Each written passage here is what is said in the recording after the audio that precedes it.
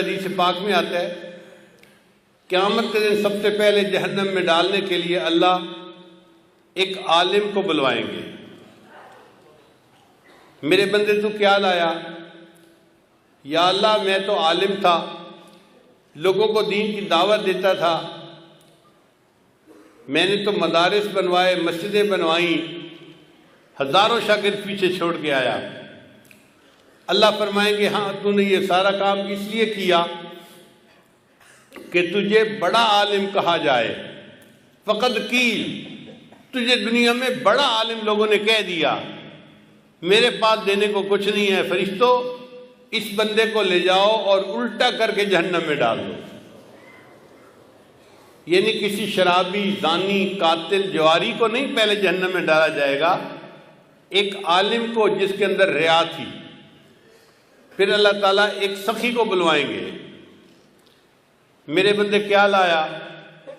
اللہ مجھے آپ نے دنیا میں بہت رزق دیا تھا، مال دیا تھا، میں غریبوں پہ خرچ کرتا تھا، میں نے مسافر خانے بنوائے، میں نے کئی غریب بچیوں کی شادی اور رخصتی کے اندر ان کے ماں باپ کی مدد کی، تو میں نے تو بڑے خیر کے کام کیے.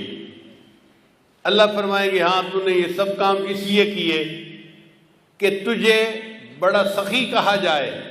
لوگوں نے سخی کہہ دیا، لہذا اب میرے پاس دینے کو کچھ نہیں، فرشتوں لے جاؤ اس کو بھی اوندا کر کے جہنم میں ڈال دو.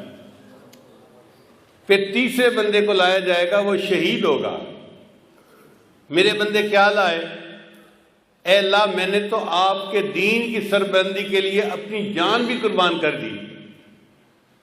اللہ فرمائیں گے ہاں جان تو دی، مگر اندر تیری نیت یہ تھی کہ لوگ تجھے بڑا بہادر کہیں، بڑا مجاہد کہیں، تو لوگوں نے کہہ دیا، لہذا میرے پاس دینے کے لیے کچھ نہیں، فرشتوں لے جاؤ اس کو بھی الٹا کر کے جہنم میں ڈال دو.